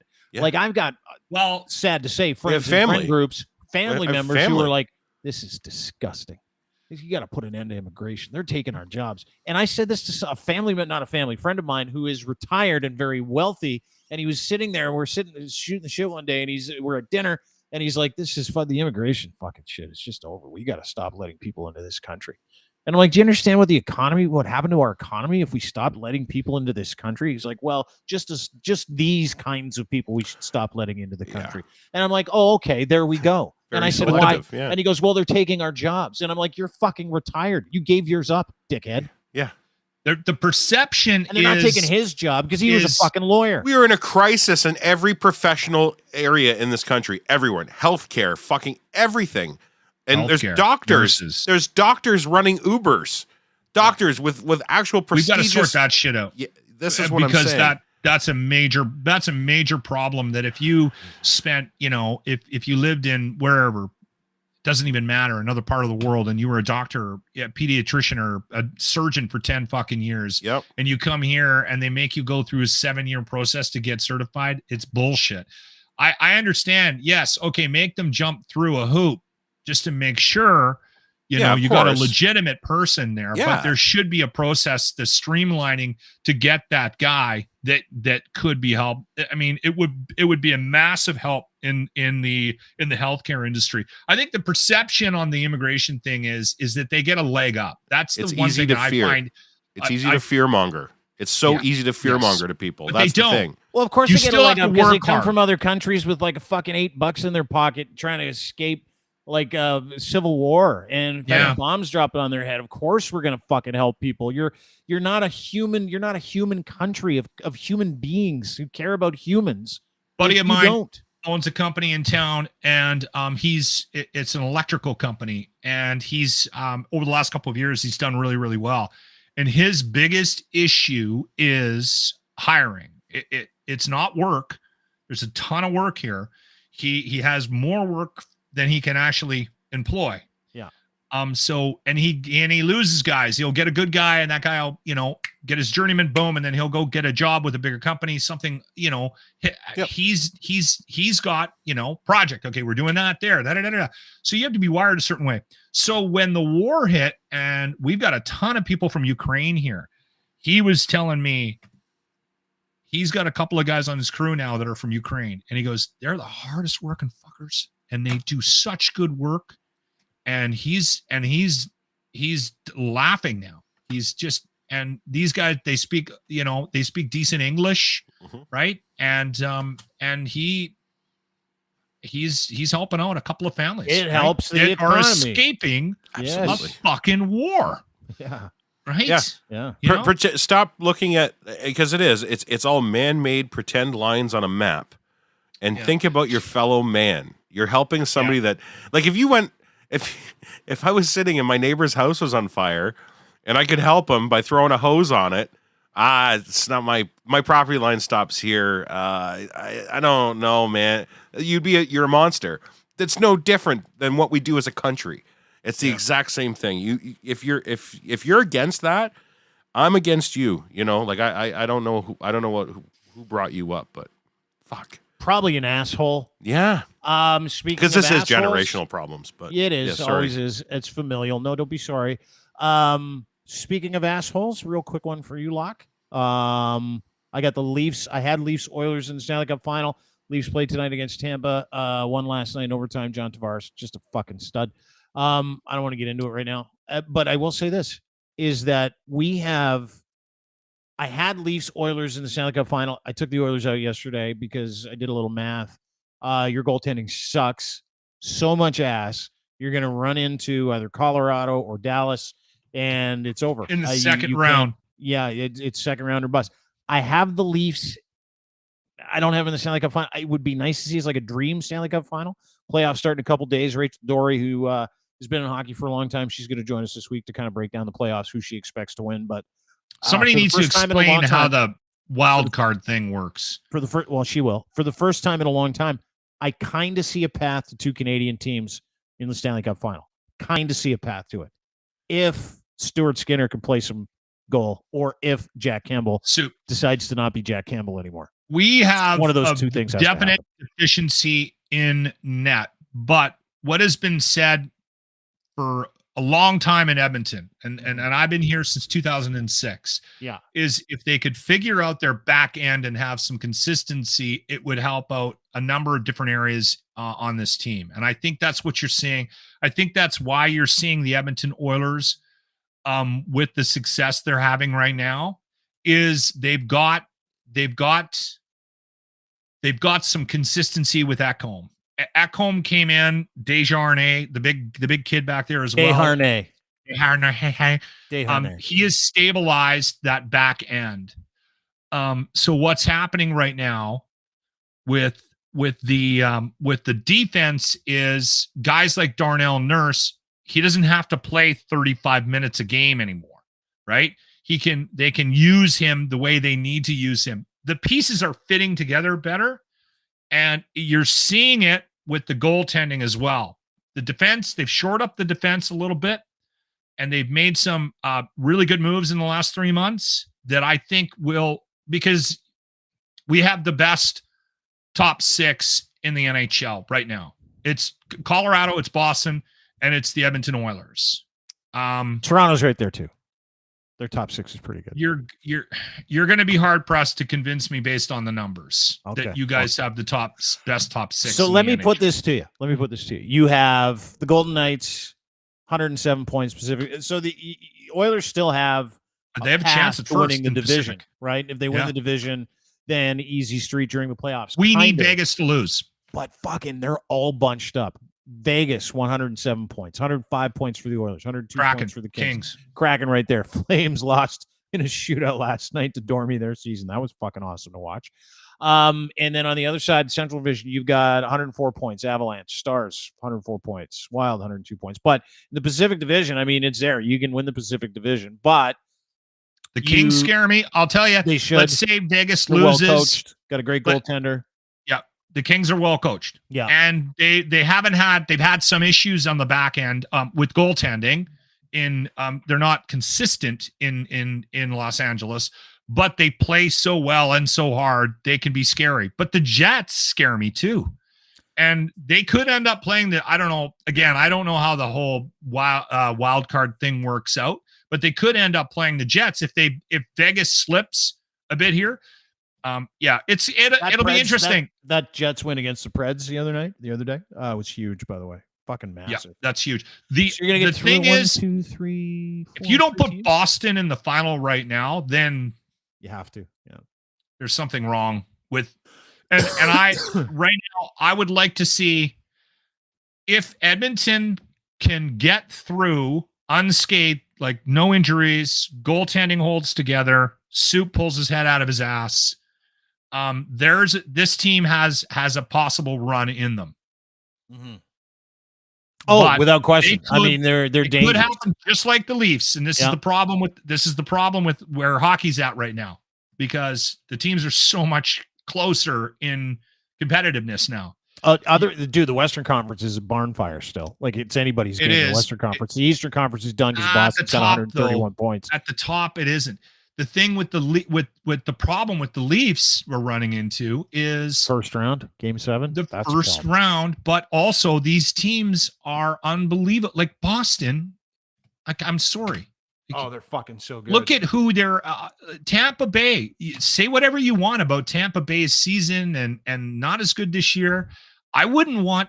If I was a Leafs fan, I would not want to be playing Tampa Bay in the first round. Well, you're getting them in the first round, yeah. But they have home ice, right? Home ice is a big deal. It's a fucking big deal. I'm still making that $100 bet that the Leafs are going to lose in Game 7 of the first round. Do you know what I heard today? Go ahead. That's a fucking fun bet. Yeah. Do you know what I heard today? $100 is that so the Raptors are playing in a play-in game in the NBA, right? So they're finished, I think, 7th. They got to play the 8th place team to get them at home. That's the Bulls. DeMar DeRozan is coming back. Yep. Oh, yeah. To get into the fucking playoffs, yeah. They've got a chance to be. They should beat Chicago. They have a chance to get into the playoffs, but they got one play. No, they got one play-in game tonight because the basketball went all screwy with the play-in games, the play-in tournament that they had to do during the pandemic when everybody was playing in the bubble. If you remember that, so they got these play-in games now.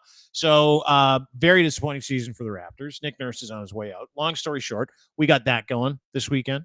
We've got the playoffs beginning this weekend, NHL playoffs, Stanley Cup playoffs. We got the Jays home field tonight. Their fucking home opener. They're playing the Tigers in a newly revamped. This city is so much fucking fun in the middle of spring. Come Plus around the start of April. Jays look good this year. They look unbelievable. They look. Other than That's going to be a fun team to watch. Oh yeah, dude. Fucking unbelievable. If they can figure out pitching. This is the most exciting time in the sports calendar for everybody around the world.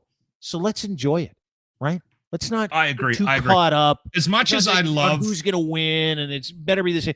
Just enjoy it. Like the city of Toronto is a fucking buzz. I know what happens in Edmonton come playoff time because you've got this place is going to be on fire. 6 forwards in the NHL playing on your team. And there's so much hope this year based on the expectations of last year. And they had a hell of a playoff last year too. Came up a little bit short. This is going to be exciting for Canada. We got the Oilers back on the perch. You've got the Maple Leafs who have to get out of the first round this year. And then you got the story about Boston across the way. And, no one gives anybody a chance against Boston. So there's a bunch of nice stories to be told in the playoffs. Let's just enjoy it. We should get Mr. Michaels on the show, too. Yeah. That's what we should do. Yeah. I agree. See how he's doing. So we got Rachel Dory. She'll be on this week, too. And, by the way, I'm going to go because it's late. First pitch is like 45 minutes. I'm not missing this. Okay. Tomorrow we're back. We'll be a little bit earlier today because the passport thing threw us off, but that's fine. We're all back good. 3:00 tomorrow. We've got, I believe, Rachel Dory tomorrow, and then we got Max Fawcett on Thursday. We're gonna have some fun with him. And Friday we free for all. I don't know who's on Friday, but next week, everybody, we're moving to Monday, Wednesday, Friday. Next week, okay. Monday, Wednesday, Friday. Going to be doing 3 shows. I don't hate that. Dean. Easy. No, I don't hate it either. Let's try to be on time, though. Today I knew it was a passport thing, but yeah. Oh, thanks, buddy. Good to see you. It's nice you made it through an entire show without having to take a crap. Thanks for not drinking pill today. That's awesome. I got 1 pill left. I'm saving it if I get a little constipated. Smart. Sounds like your betting streak is falling off, so you might need it when you get stressed out and you have no money in that account. Well, hold on. I'm still okay. I made 4 bets on the game tonight. What'd you bet? I bet, I took the over. Both the Oilers in Colorado are scoring like crazy right now. So I put $5 on the $5 on the over. I put $5 on Edmonton to win. I think they're going to win. I think this is going to be their first win against Colorado this season. They're going to do it tonight. And because it means so much. Edmonton's minus 115 going in tonight. You know what that means, right? That's good money. That's good money. It's okay, but I'm only putting $5 at a time, right? And then I put Nathan McKinnon, $5 for him to score, and $5 for anytime's goal from McDavid as well. Who did the Leafs get for net? Did they get the hot dog vendor? Jacob Wall. Joseph Wall. No, the Leafs were they were looking everywhere for Where's Murray? Is he still sick? Nah, he got hurt again last week. He's Mr. Injury. And so because they're up against the cap and they brought this Knees kid in, Matthew Knees from Minnesota. He played in the Final Four, lost in the final. He looked okay last night. Looked awesome. How'd that U of T kid do? That U of T kid, did he do well? For 1 minute and 10 seconds. Yeah, was he good? Blowout win. Yeah. And Montreal's so pissed at Toronto, too, because of that, because they were just dinking Montreal. And then they stuck this kid from the University of Toronto in net for like the last minute and a half. He was the backup goalie because did they get him in? Yeah, they put him in for a minute and a half. That's awesome. And all the guys in Montreal are like, we're gonna fucking teach those guys a lesson next year. I'm like, just lighten the fuck up, Montreal. You guys are dead last in the fucking conference. And on top of it, you were down 7-1. And let the guy have a dream, right? It was just a beautiful little dream. This guy played fans were upset about that. Oh my god! Furious. Of course they were. Furious. Team. Honestly, listen. I'll say this out loud. If I'm putting $100 bet on the Leafs to lose in the first round in Game 7 because it's fun. I might. But if they get going, I will cheer for the Leafs. I'll cheer for any Canadian team, including Vancouver, including Calgary. The only team I actively cheer against is Montreal. I don't care. The Arizona Coyotes could be playing them, and I will be cheering for the Arizona Coyotes. I swear to God. They stuck the kid in. Sorry, you guys are my donkeys when it comes to this, so I want to know this. Did they stick the kid in so they could open up Buddy for tonight? Is that why? Because he's in a rotation? No, they put the kid in net against Montreal because they're up against the cap and they wanted to bring this Matthew Knies kid in. And so they have to sit that. They got Joseph Wall's going to play for him tonight, who's their backup, and I actually think he should be starting for them. But they said he couldn't before, right? He can now. Once Now you we get to can, the playoffs, yeah, all bets are off. You can bring Okay. anybody up. There's You can do whatever you there's a want. change. This is real donkeyish, but there's a change in the cap at the last part of the season, and then there's also you can manipulate the cap in the playoffs as well. Yeah. So Craig Simpson actually brought up what the Leafs were doing, just as a point of like, here's what they're doing. And then last night I noticed everybody was hating on Craig Simpson because all he said was, this is what the Leafs are doing. They're using a loophole, which other teams have too, right? Of course. Why They're wouldn't allowed you? to do it. It's available to you. Use it. Yeah, dude. So they brought this kid in from Owen Sound who's never played a fucking second in the NHL for the last game to back up Samsonov the other day. It was a 2-1 win. It was a fucking great game. I don't know if you saw it. Tavares at the end of a 2:26 shift, he fucking goes. Was that the Panthers win? Oh, it was so awesome. Yeah, it was great, and I fucking hate Matthew Tkachuk. So anyway, long story short, I can't stand Tkachuk. I mean, either he just oozes douche on skates, like just fucking can't stand the guy. And he was a hell of a player, though. He's really fucking. You know, that's why you hate him.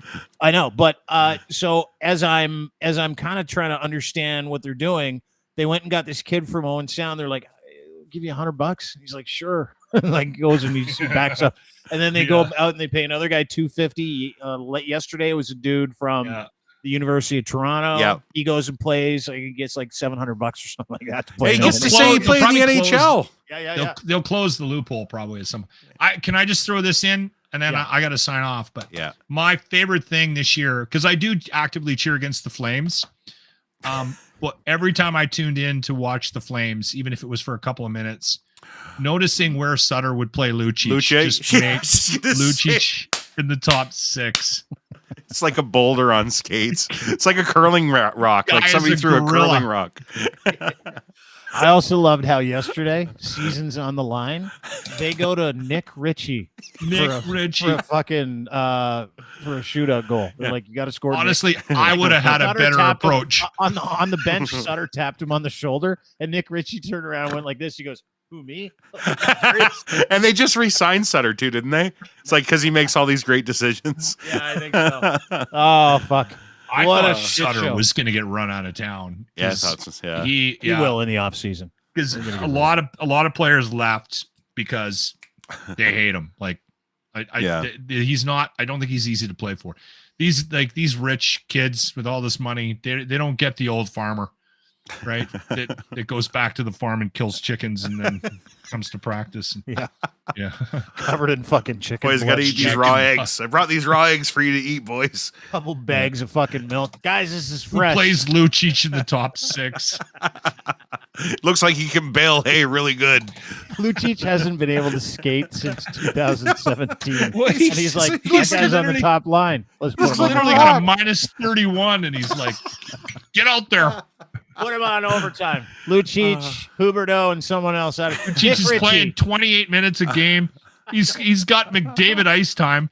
And Nick Ritchie looks at him and he's like, he's winded. Hey, go take the shootout. He's like, are you fucking serious, dude? You just played Lucic for 25 minutes. You're making all kinds of bad decisions. I don't want to walk out of the rink with this around my neck. Have someone else do it. Yeah. Oh, man. I swear to God, I would have had a party. I would have had a cake party at my house tonight if he would have put Lucic out there to take that shootout. Well, that's what before Pat Quinn left, and I'll leave you with this. So, very, very good friend of mine who passed, Wade Belak, played for the Leafs for a long time. I was part of having an arena named after him, just so you know. Oh, were you really? Yeah, I was the ward counselor. Apparently a good kid, right? Assistant. He was a good kid. We Wade? named it. No, Pat. I was talking about Pat Quinn. Yeah. Great guy. Wade was the king. One of the greatest guys in the world. Anyway, so it was Pat Quinn's last season in Toronto. And he knew he was leaving. Team knew he was leaving. Yeah. About 5-6 games left in the season. Wade starts playing on the power play. He starts playing on the PK.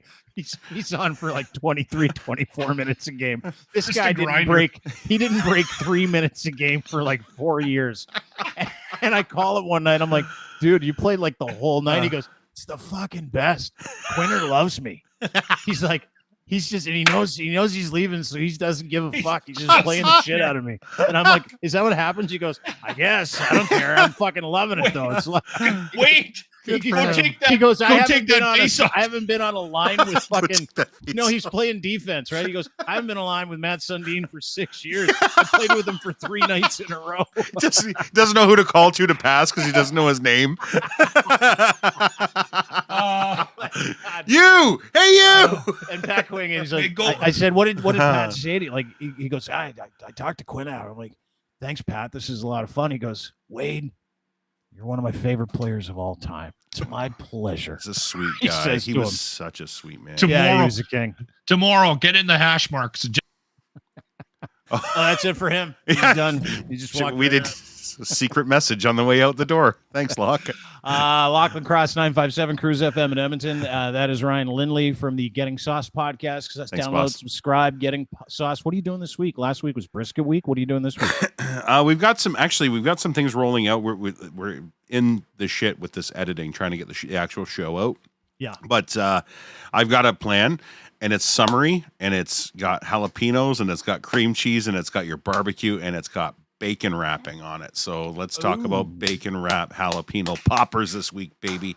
It's going to be a good time. Snacky foods. Is the name Snacky Foods. Getting Sauce, the name of the podcast. Make sure you download and subscribe anywhere you get your fine podcast. That is my friend Ryan Lindley, Thanks, the man. Pitmaster. Getting Sauce is a great podcast. Make sure you download, subscribe anywhere you get your fine podcast.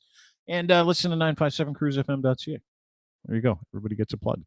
Have a great day. Thanks, everybody, for being here. Really appreciate it. Don't forget about our sponsors and partners. They make all this possible, like my friend Colin Livingston, who's currently getting ready for race season. We'll see him on the racetrack, Most Sport this summer. Travels with NASCAR and Alex Tagliani, part of the Cantork team. And you can be part of the Cantork team, too, if you need a torque wrench that nobody can make, something hardworking, rugged, beautiful. Canada's leading industrial tool experts offer you the very best in sales, service, rentals, calibration, maintenance, and custom fabrication of industrial torque tools, no matter the scale of your bolting project. Cantork has your solution. Go to their website, hit learn more, and you'll be taken through the universe of all they do for heavy industries, not just in Canada, but around the world, but really the pride of Canada, because they make and manufacture everything in this country. They do not outsource. It's why I'm really proud to work with Colin and his group out of Edmonton, Alberta, Canada. And if you are in mining, railroad, heavy machinery, nuclear, the oil sands, and you need a torque wrench, there's an application for looseners and fasteners, any bolting project. These guys will make it for you, take care of it, and do all the engineering around it. This is your first call. If you need a torque wrench, go to cantork.com for more information today. Also, our friends at Ed's Fine Imports, making it easy for you to get a free pair of underwear. How about Gitch? We are brought to you by Gitch, engineered at any level of performance as well as everyday life. And right now, if you go to Ed's Fine Imports and you buy 3 pairs of luxury branded boxer briefs, Gitch, he'll serve you the other one for free. That's right, 4 for the price of 3 using promo code GITCH3 at checkout. Made for all levels of performance so that you can walk, run, or sprint through your day. Very soft, barely there comfort. You will love these underwear, I guarantee it. Gitch Premium Underwear was designed for your movement in mind, and it's got the pouch, which you will love because it keeps everything away from you. That's the idea. Anyway, go to Ed's Fine Imports. Order your Gitch. Gitch3 is your promo code, edsfineimports.com. And, of course, our friends at Kivlaw Defense Lawyers. If you're looking for a criminal defense attorney or someone to help you through a legal issue, these are your guys. Southern Ontario's best. Go to kivlaw.ca for more information. Click on Speak to a Lawyer Now, and you will speak to a lawyer now to get your life back.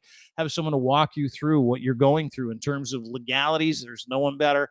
It doesn't matter what you've been charged with. Doesn't matter what you're dealing with. Any offense, any arrest, any act. These guys will take care of you. My friend Rob is the principal, and he knows you need honest answers. Yes, you do. He knows you need honest answers. So go to robert@kivlaw.ca. Email him today, robert@kivlaw.ca or kivlaw.ca for more information. Speak to a lawyer now. Super simple. There you go. That's it. Have a great day. See you tomorrow, 3 o'clock, right here. Thank you for watching. Download, subscribe wherever you get your fine podcasts of the Dean Blundell Show, including YouTube and Twitch. And don't forget to get us anywhere you get your fine podcasts. Ask Amazon all about it, Google, Spotify, etc. Have a great day. We'll see you tomorrow, 3 o'clock, right here. Rachel Dory, I believe, will be our guest. Talk playoff hockey a little bit more. Bye.